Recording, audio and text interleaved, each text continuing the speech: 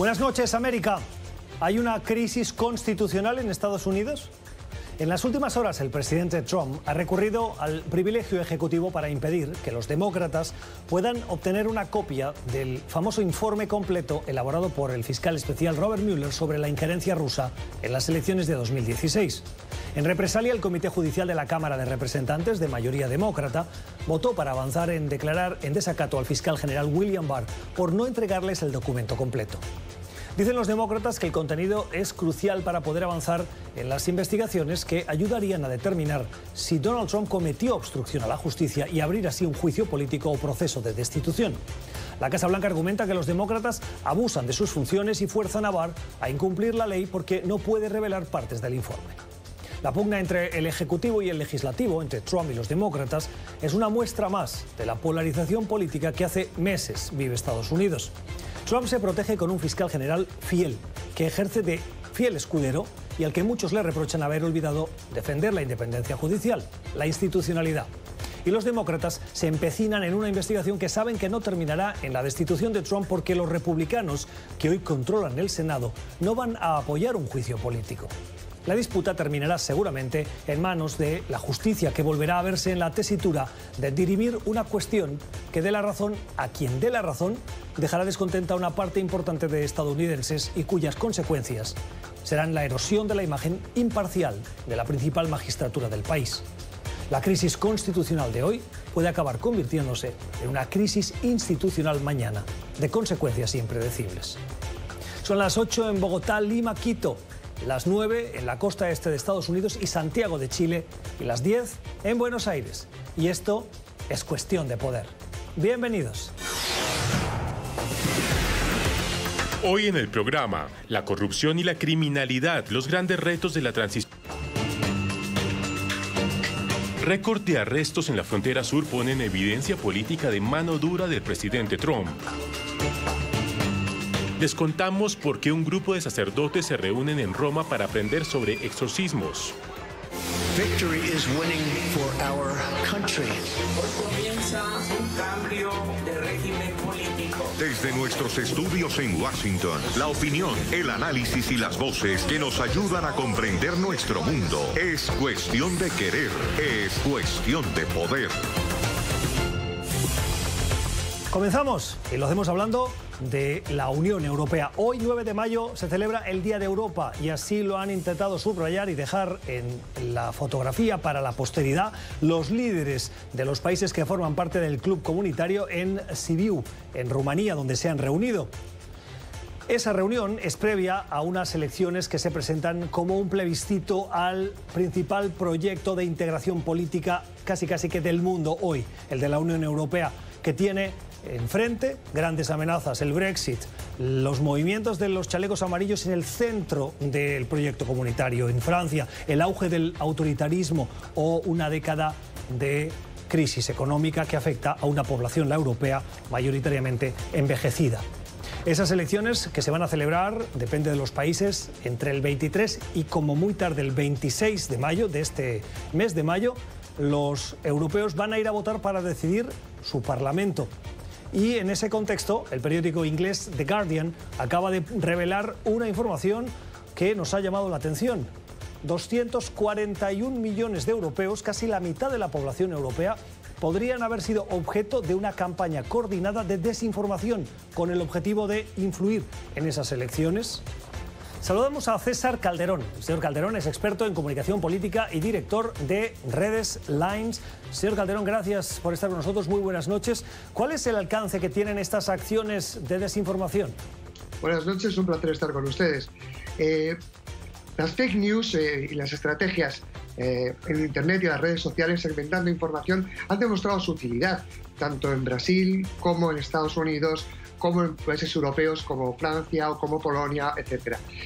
No se pretende influir a mucha gente, se pretende influir a un grupo pequeño de votantes, reforzando sus pensamientos xenófobos, racistas o de cualquier otro tipo, para que voten a opciones anti-europeas. La Unión Europea se presenta a sus elecciones más complejas. Hay en cada país prácticamente opciones eurófobas tanto de extrema izquierda como de extrema derecha, que pretenden que sus países salgan de la Unión. Y esto, evidentemente, hay países en los que tienen muchos intereses en ello. ¿Por qué Rusia insiste, a pesar de las continuas acusaciones de injerencia, en este tipo de acciones? Pues porque son débiles. Es decir, las tácticas de contrainformación son el arma favorita de los países que no tienen otras armas, que no tienen una buena diplomacia, que no tienen un buen ejército, que no están bien situados en el contexto internacional, con lo cual son las herramientas que les quedan a los países débiles y lo van a seguir utilizando.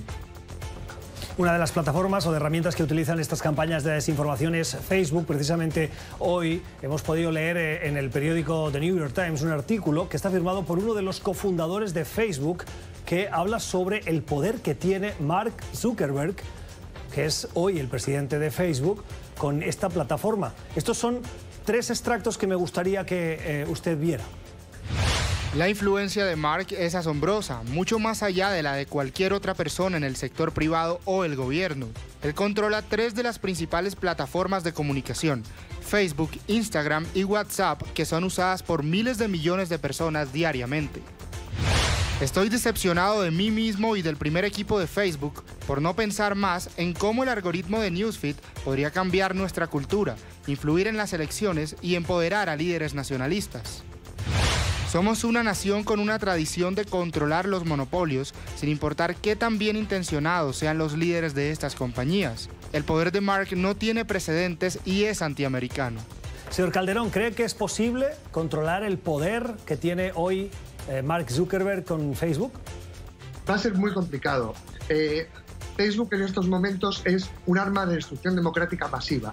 Cuando llegaron las redes sociales prometían que esto iba a ser un ejemplo para cohesionar democráticamente a los países, para aumentar la participación. Pues se ha demostrado que solo son más poder para unos pocos. Yo recomiendo leer al filósofo alemán Byung-Chul Han, que ha hecho grandes reflexiones sobre esta cuestión.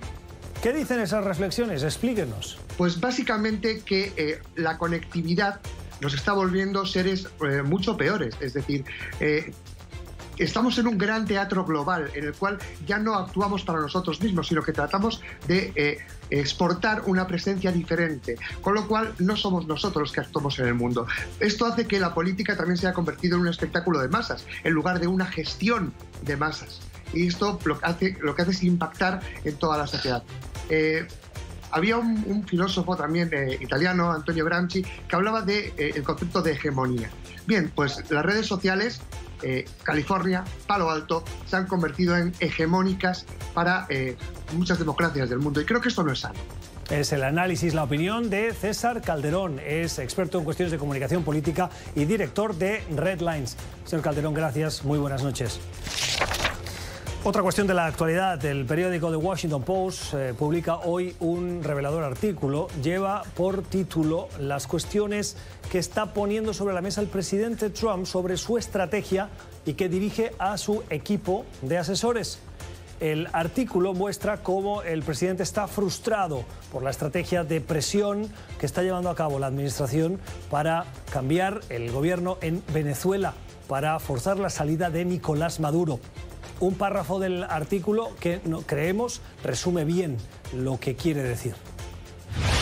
Según funcionarios del gobierno y asesores de la Casa Blanca, el presidente Trump está cuestionando la estrategia agresiva de su gobierno en Venezuela tras el fracaso de un esfuerzo respaldado por Estados Unidos para derrocar al presidente Nicolás Maduro. Trump se quejó de que fue engañado acerca de lo fácil que sería reemplazar a Nicolás Maduro con un líder de la oposición. Y uno de sus principales inspiradores que ha llevado a cabo esta estrategia es John Bolton. John Bolton es el asesor de seguridad nacional en la Casa Blanca y es quien, recuerdan, apareció con la libreta en el que se podía leer 5.000 tropas para Colombia y el que ha presionado mucho para que la solución en Venezuela sea una solución militar. Hoy al presidente Trump le han preguntado, sin cámaras, sobre Bolton y sobre ese artículo. Y esta era su respuesta. John es muy bueno, tiene puntos de vista sólidos sobre las cosas, lo que está bien. Yo soy el que lo templa, lo que está bien. Tengo a John Bolton y tengo personas que son un poco más moderadas que él. La respuesta del presidente Trump a las preguntas del papel que está jugando John Bolton en esa estrategia. Bolton, el radical, Donald Trump, el moderado. Más cuestiones. Y otra cuestión de la actualidad que también revelan los medios de comunicación de fuentes de la administración, y es las cifras de detenciones en la frontera sur. Recuerden que la administración insiste en que lo que hay en la frontera sur de Estados Unidos es una crisis humanitaria. Los datos avalan la situación de crisis. Fíjense, en solo 7 meses de lo que llevamos de año fiscal, que comienza a partir del 1 de octubre en Estados Unidos, se han superado el total desde el año 2009 de personas detenidas. 7 meses en este año fiscal 2019 ya superamos el conjunto total de cada uno de los años desde el 2009. En 7 meses no hay ni un año hasta el 2009 de la cifra similar. El gráfico muestra cómo en el mes de abril hubo 98.000 detenciones, en el mes de marzo 92.000, en febrero 66.000, y la cifra de detenciones continúa. En el 2018, 396.000. Y estos 7 meses, la suma total llega a los 460.000 detenidos. Los datos de las detenciones en la frontera sur, mano dura con la inmigración, pero los datos demuestran que eso no detiene a los migrantes, siguen llegando. Así terminamos este repaso de algunas noticias con pie de página, con la voz de los expertos. Vamos a la pausa. Al volver hablamos de Satanás. Perdonen, es que están de moda los exorcismos y ha comenzado un curso en Roma de expertos internacionales que se están reuniendo para hablar del maligno.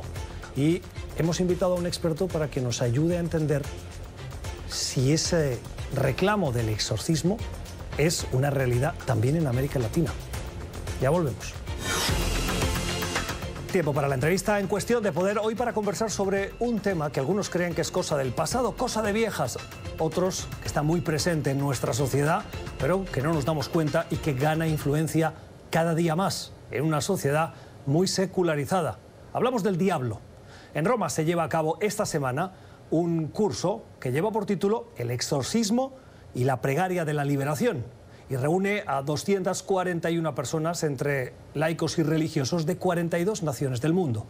Una de las personas que imparte sesiones en ese curso es el padre Pedro Barrajón, que es profesor de teología, y dice esto.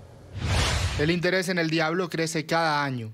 En un mundo secularizado que se aleja de Dios, cada vez hay más espacio para el demonio.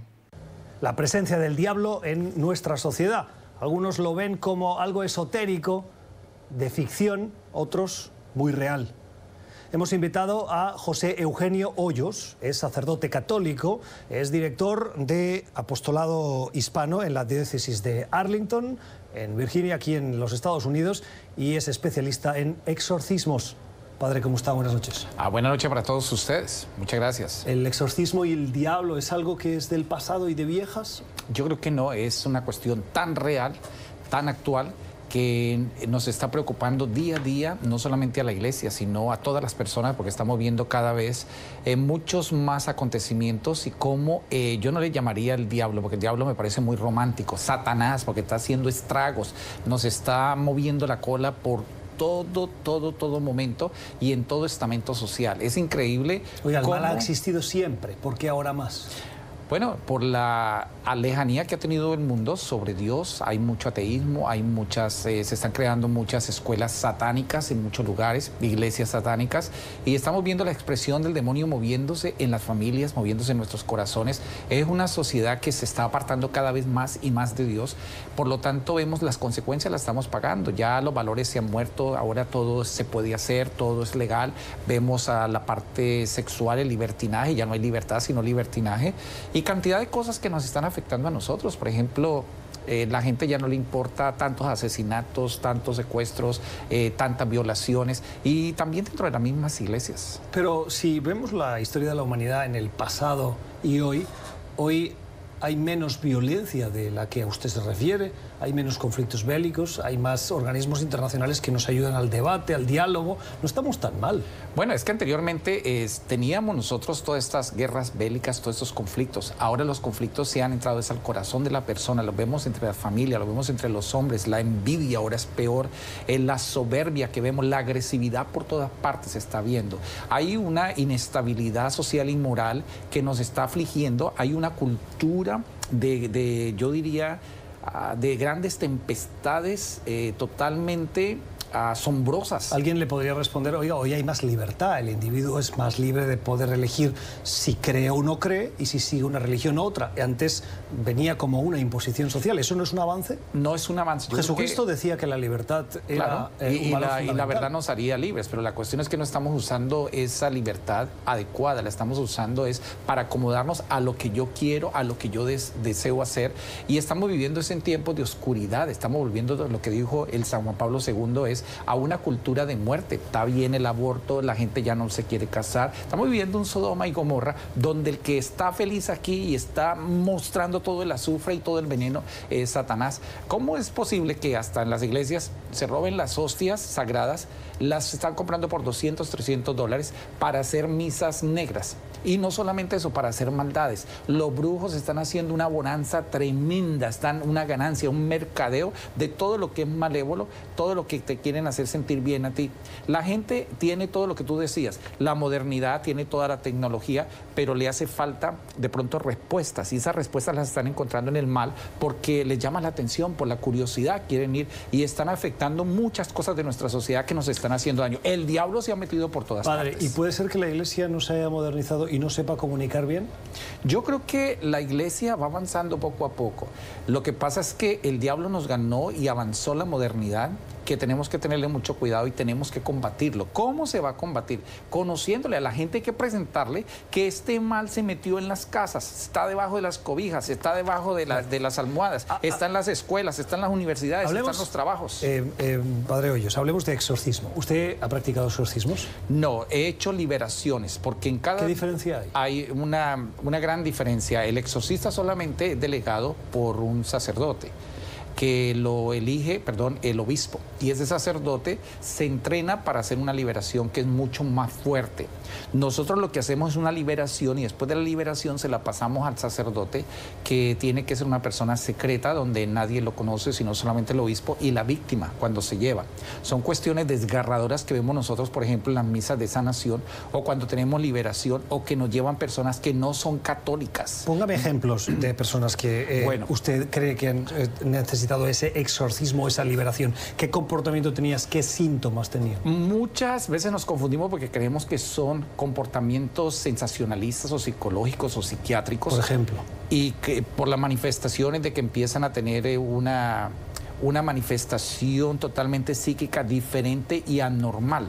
Y primero hay que hacerle un análisis porque puede estar que esa persona está en una depresión, pero a veces encontramos que no es depresión, es que está poseída por un espíritu maligno, porque esta persona ha sido, por ejemplo, llevada a una misa negra o ha jugado con el ouija o con tantas cuestiones donde los adivinos le han hecho un arreglo, le han hecho una limpia y lo han contaminado porque hay espíritus malévolos. Aquí hay 3 ejemplos que leía hoy preparando esta conversación que dicen 1. Tener aversión a los objetos. 2.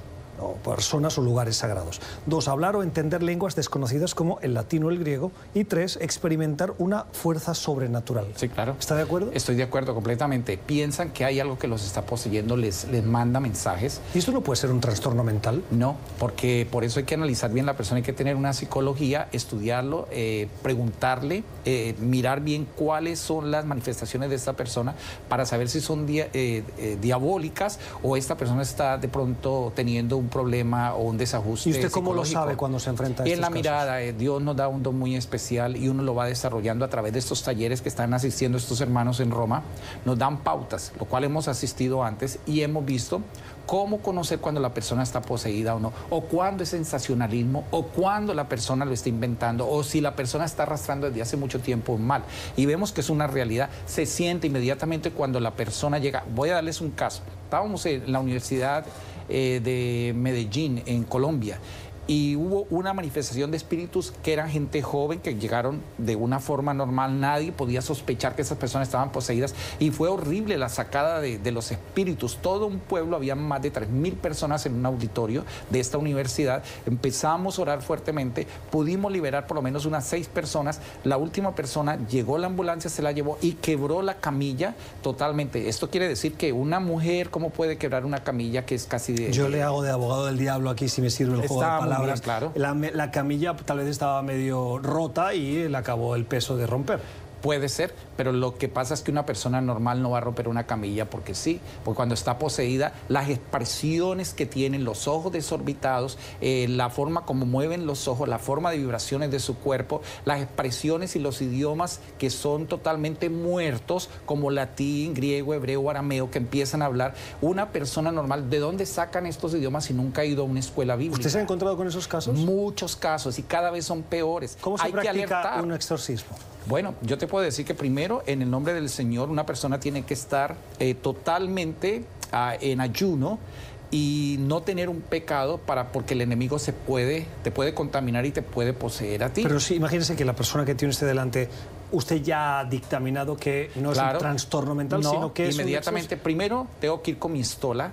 Tengo que siempre tener la cruz, porque la cruz es un signo totalmente de protección, tener el agua bendito, tener una cruz, tener el Santo Rosario para liberar a esa persona, porque Satanás lo que más odia es el rosario, es ver a un sacerdote. Por eso nos ataca, porque el diablo también se ha metido en la iglesia.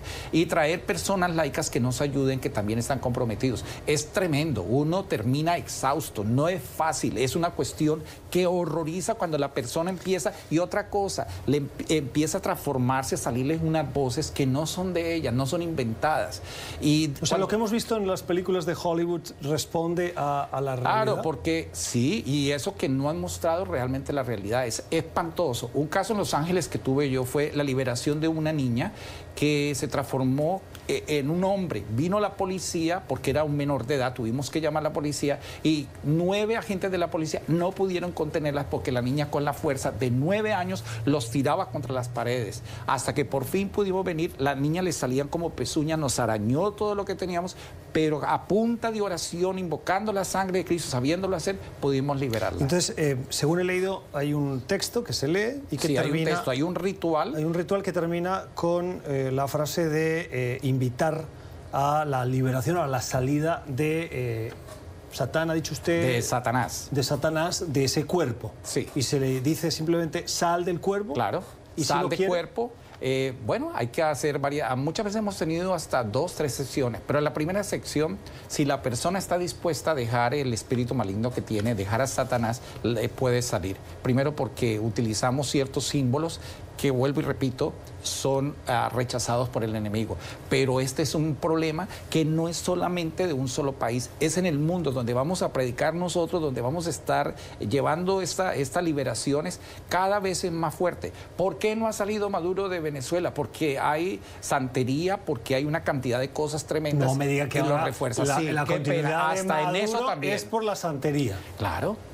Hay muchos espíritus y hay mucha gente. Acuérdate que ellos están teniendo un apoyo. Entonces los cubanos son esos espíritus. Sí, claro. Los rusos y los iraníes también. Bueno, no, ya de Rusia y de Irán no me meto, pero sé que, por ejemplo, en Cuba existen muchos de estos grupos satánicos, muchos de estos grupos santeros, que están apoyando toda esta cantidad de cosas, porque ellos lo estamos viendo. ¿Por qué es que no ha terminado estos regímenes? Porque detrás la gente va a decir, no, eso no tiene nada que ver. Sí, bueno, tiene que ver. Y eso es muy bueno que la gente lo vea. Esa es la opinión del padre Hoyos, pero quiero traer a colación que la esposa de Daniel Ortega sí practica este tipo de rituales y por lo tanto ahí le doy el beneficio de la duda al padre Hoyos.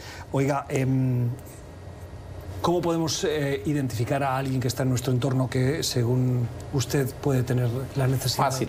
Primero, no te sostiene la mirada. No quiere... Pero eso yo le hago de abogado del diablo otra vez. ¿Son tímidos? No. No es tímido, porque hemos visto un cambio de la persona. Anteriormente la persona no era tímida y ha tenido un cambio, ya baja la cabeza, no te resiste, cuando anteriormente era una persona juguetona, alegre, llena de vida. Segundo, no quiere saber nada de la iglesia, no quiere entrar a un templo, empieza a ponerse nervioso y a temblar. y no quiere entrar. Tercero, empieza a decir una cantidad de cosas que no tienen relación a su forma de vocalizar ciertas cosas, empiezan a dar miedo, empiezan a mover, a tener gestos que uno piensa al comienzo que ya esta persona es de psicólogo y el psiquiatra dice yo no le encuentro nada. Y vienen a la iglesia y nosotros sí percibimos que la persona está teniendo problemas. Su resequedad en la boca es tremendo. Además, las manifestaciones que tienen no son normales. Yo creo que cuando un espíritu entra es horrible. Así como hay espíritus buenos, hay espíritus malos. Y más si hay ausencia de Dios y ausencia de oración. Es la opinión de el padre José Eugenio Hoyos, es director de apostolado de la diócesis de Washington, de Arlington, en Virginia. Antes me ha hecho la corrección parece que compiten esas diócesis. Claro. Pero bueno, y es sacerdote católico, tiene esa especialidad de la liberación. Hoy le hemos invitado por ese curso que se está llevando a cabo en Roma, donde 240 personas, entre laicos y religiosos, de 42 países se reúnen para avanzar en el rito del exorcismo. Y las iglesias, en todas las diócesis, están trabajando fuertemente porque la iglesia se preocupa del bienestar de la persona. Y se está haciendo una tarea de evangelización muy grande. La iglesia desde hace muchos años tiene exorcistas porque saben que el mal existe. La opinión del padre Hoyos, hoy en Cuestión de Poder. Gracias. Padre Hoyos. Vamos a la pausa y regresamos con otras cuestiones de la actualidad. Tiempo para el debate en Cuestión de Poder, para intentar responder una pregunta que ha planeado estos días viendo los últimos acontecimientos en Venezuela, especialmente desde el fracasado alzamiento cívico-militar. Fracasado como algunos lo ven, otros lo ven como un paso más en la estrategia de Juan Guaidó, que lidera ese gobierno que pretende terminar con el régimen de Nicolás Maduro. La pregunta, ¿estaría Nicolás Maduro hoy en el gobierno de Venezuela si no hubiera corrupción? Nos da mucho gusto esta noche presentar a quienes nos van a ayudar a entender el alcance de esa corrupción y hasta qué punto está dificultando la solución al principal problema que tiene hoy Venezuela, que es el gobierno de Maduro.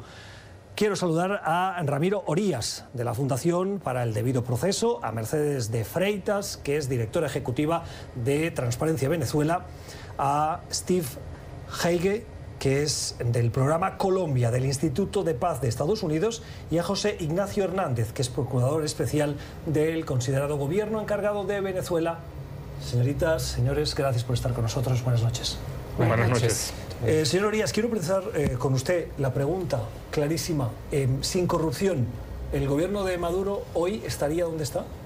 Indudablemente el tema de la corrupción en Venezuela hace que el caso venezolano sea un caso sui generis en la región, ¿no? Muchas transiciones democráticas, muchas transiciones de conflictos armados en la región han tenido como dictaduras militares en el Cono Sur, conflictos armados en Centroamérica, pero esta variable de corrupción hace que el caso venezolano sea único y por lo tanto el abordaje del problema, la mirada que tenemos que tener para entender qué está pasando en Venezuela, tiene que también tener otros marcos conceptuales que nos permita entender que la corrupción es definitivamente un eje articulador del tipo de régimen político que tenemos en Venezuela. ¿Cuál es el alcance, señor Hernández, de la corrupción hoy en Venezuela? Técnicamente en Venezuela tenemos que hablar de cleptocracia. ¿Esto qué significa? Que lo que mantiene el régimen de Maduro en el poder es la corrupción. La corrupción en Venezuela no es un vicio del sistema político, es el sistema político. Y precisamente eso responde a la pregunta que tú decías. Sin corrupción, el régimen de Maduro no podría sostenerse. Y esto además es muy importante porque nos permite comprender que Venezuela, además de un sistema cleptocrático, es propio de un Estado fallido. Y ese es el contexto en el cual creo tiene que abordarse la crisis venezolana. Sí, yo también creo que estoy de acuerdo con lo que están planteando, pero es que además Transparencia Venezuela tiene 15 años haciendo seguimiento a los tipos de corrupción, a los actores que están trabajando. Y hemos identificado 15 elementos que configuran el patrón de gran corrupción en Venezuela. La cleptocracia llega a niveles de gran corrupción Y por mucho que comparamos lo que está ocurriendo en Venezuela, no se parece a nada de lo que hemos visto anteriormente en el mundo. Ni los montos que se discuten, ni los montos que han salido a la luz pública como evidencias de corrupción, no solamente los supuestos, sino las evidencias, por ejemplo, de la decisión de 15 tribunales que han sancionado ya a venezolanos, a 70 personas que están procesadas en gran parte, y que solamente lo que dicen esas 15 sentencias hablan de 13.199 millones de dólares. Entonces, ese patrón de corrupción en Venezuela se empezó a configurar desde temprano. En el 2012 ya hay elementos de cada uno de esas causas precisas de la corrupción.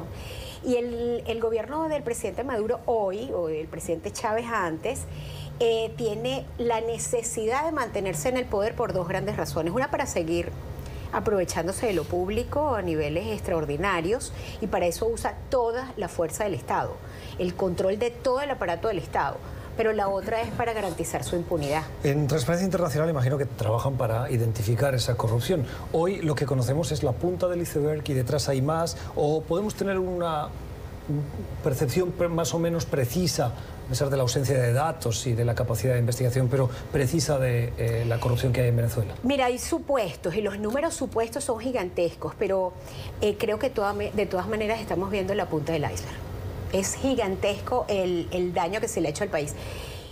Solamente en electricidad, que sabemos que no hay electricidad en el país, ¿verdad? O sea, ya ayer el estado Mérida pasó 10 horas sin electricidad. Bueno, solamente en el sector eléctrico, en los últimos 8 años, hay un sobreprecio en las 40 obras de 23.000 millones de dólares. ¿Quién se queda esa plata? Esa es la gran pregunta. Bueno, yo se la pregunto a usted. Bueno, hay que investigar, porque yo no puedo señalar a nadie en particular. Bueno, lo que hemos hecho es señalar a los ministros. Seguramente usted puede tener una percepción. Bueno, sí. En la página web de Transparencia están los nombres y las fotos de los ministros responsables. Pero en ese proceso... Sí, déjame hacer publicidad. No, de acuerdo. Pero ahora le doy la... Mercedes, si puedo agregar, más allá de la cleptocracia, yo creo que la corrupción permite esa entrada del crimen organizado y toda la criminalidad de las economías ilícitas de la región. Comenzando desde el narcotráfico en Colombia, que está en un crecimiento a lo largo de los últimos 4 o 5 años, hasta la minería ilegal, el contrabando. Cada vez más se penetra el Estado venezolano y la línea entre cuál es Estado y cuál es aparato, fuerza irregular, donde se encuentran algunos grupos armados colombianos, notablemente el Ejército de Liberación Nacional, y las disidencias del grupo armado desmovilizado de las FARC.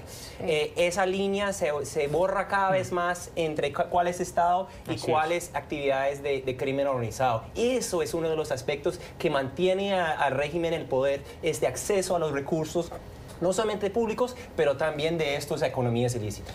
José Ignacio y Mercedes, cuando preguntaba quién se beneficia, yo entiendo que puede haber altos cargos. Claro. Pero no, me imagino que no deben ser los únicos en una escalera de corrupción, que si el de arriba lo hace, el de abajo está tranquilo porque el de arriba lo hace, y así sucesivamente. Lo que quería era conocer hasta dónde llega ese nivel de corrupción. A todo nivel. En Venezuela, para conseguir un cupo en una escuela tienes que pagar, para conseguir el pasaporte hay que pagar. Y por supuesto, pero estamos hablando de dos niveles: la gran corrupción, donde está el alto gobierno, los altos decisores del poder, y la corrupción simple, en la que participan pues todos los que los permiten. Un ejemplo para tener idea de la entidad de la corrupción en Venezuela. El caso Odebrecht, que es uno de los casos más difundidos de corrupción en Latinoamérica. Todo el caso Odebrecht en Latinoamérica serán 890 millones de dólares, palabras más, palabras menos. En un solo caso en Estados Unidos, de un testaferro, el señor Andrade, que es un solo caso, fueron 1.000 millones de dólares. Es decir, la corrupción en Venezuela del régimen de Hugo Chávez y de Nicolás Maduro no tiene comparación con ninguno, y yo estoy casi seguro de esto, con ninguno de los casos estudiados de corrupción.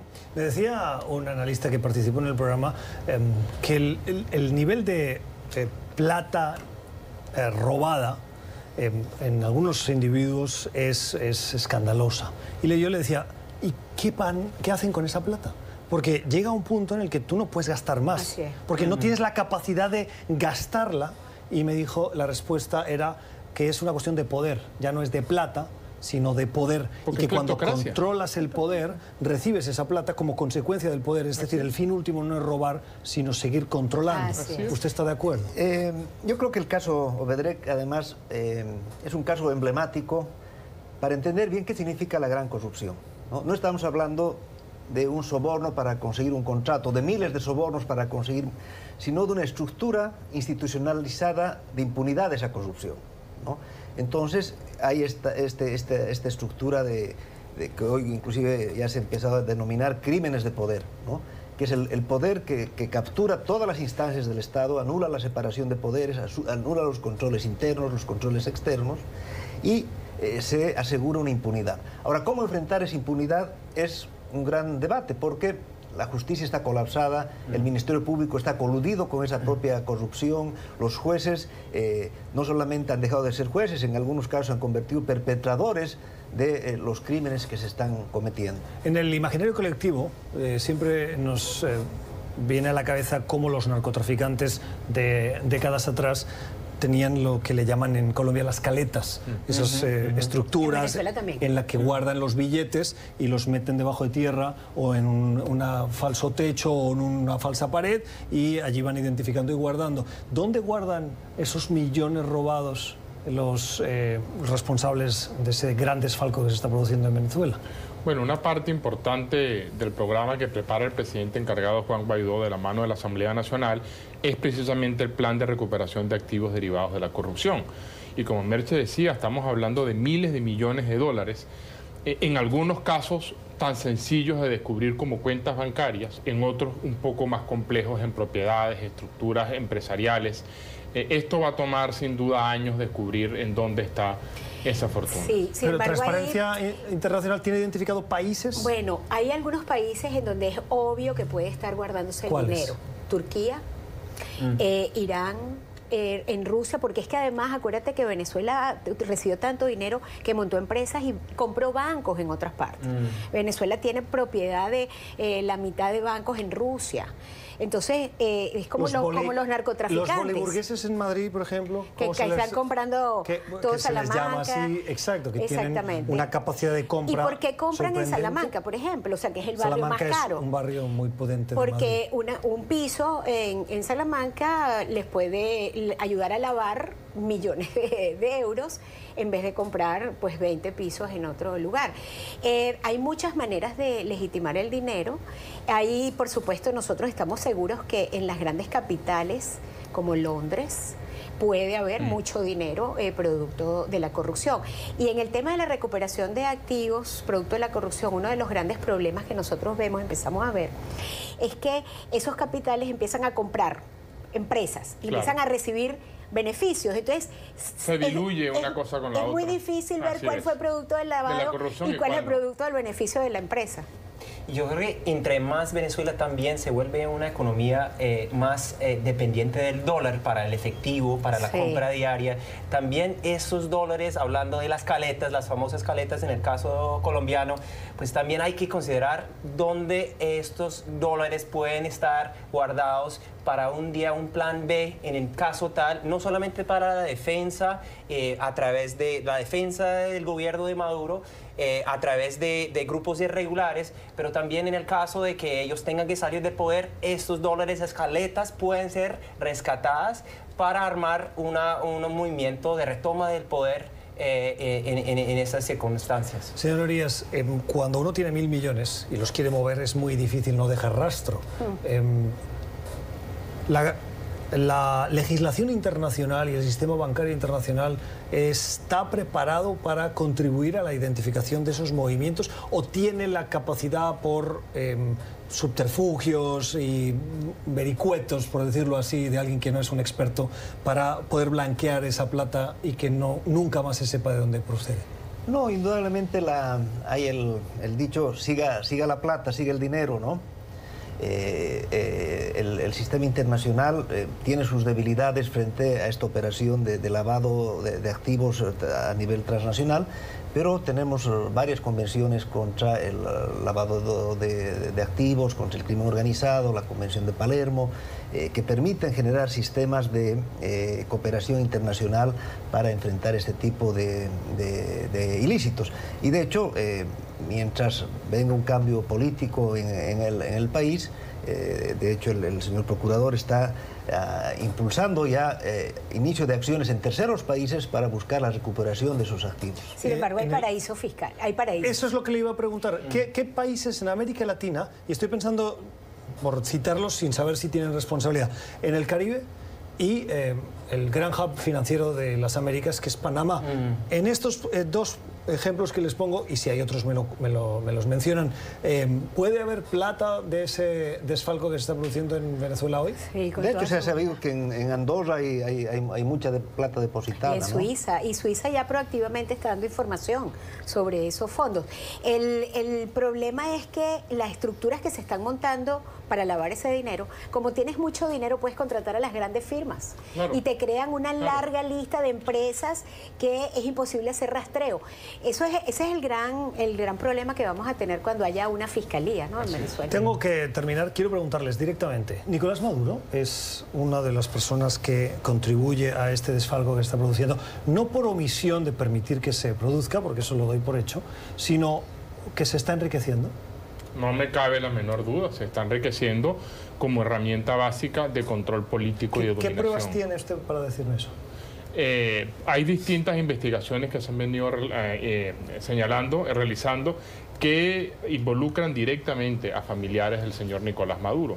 Pero además, en la ausencia de control que hay en Venezuela, donde no hay control fiscal, no hay separación de poderes, el señor Nicolás Maduro todavía hoy día puede administrar una fortuna. La producción petrolera en Venezuela está alrededor de los 700.000 barriles de petróleo. Nada comparado con lo que era la producción en Venezuela, pero ese es mucho dinero. Sin ausencia de poder, Nicolás Maduro tiene discrecionalidad completa para robar como herramienta de dominación política.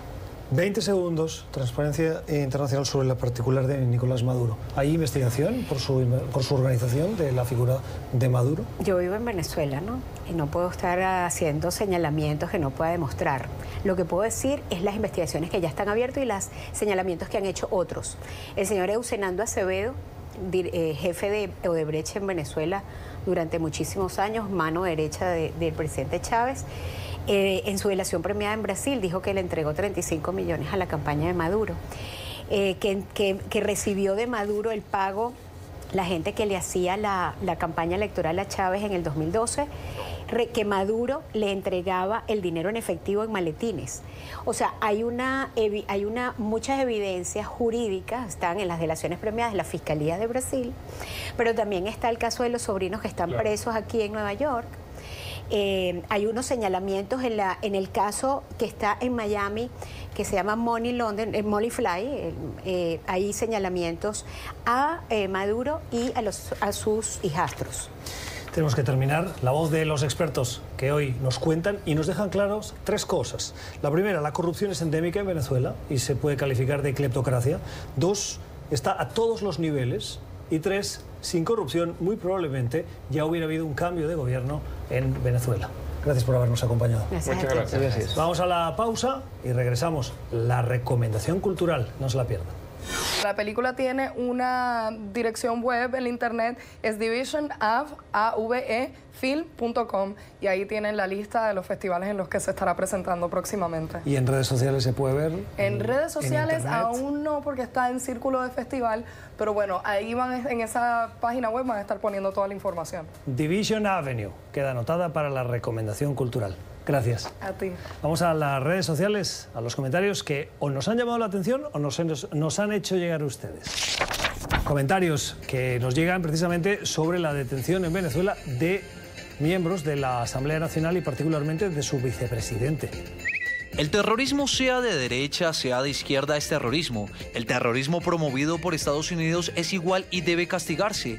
Edgar Zambrano debe ir a la cárcel, es un terrorista que trabaja para Estados Unidos. Los actos de Zambrano causaron heridos y muertos. Gracias, Marco, por su mensaje. Discrepamos, ¿es usted el juez? ¿Ya le han juzgado? ¿No tendríamos que esperar a que hubiese un proceso? Ah, no, que en Venezuela no hay justicia independiente. Y si además se le juzga en redes sociales, como lo hace su mensaje, imagínese dónde estamos. Ese es el problema de Venezuela. Más mensajes en las redes sociales. El New York Times odia a Trump. El país de España es izquierdista. Jamás ha sido mínimamente imparcial. Lástima que NTN24 no tenga otras opciones de información. Gracias, María Angélica. Bueno, sí, echamos siempre un vistazo al New York Times y al periódico El País. Pero es que también vemos el Washington Post, el USA Today, el The Guardian, el Le Parisien, La República en Colombia. ¿Quiere que le haga una lista? Ah, no. Usted quiere que veamos Fox News. También lo vemos, si le sirve de consuelo. Hasta aquí nuestro programa de hoy. Gracias por vernos, gracias por la generosidad de su tiempo. Nosotros volvemos mañana con la esperanza de que hoy hayan aprendido un poquito más gracias a la voz de nuestros invitados. Que descansen.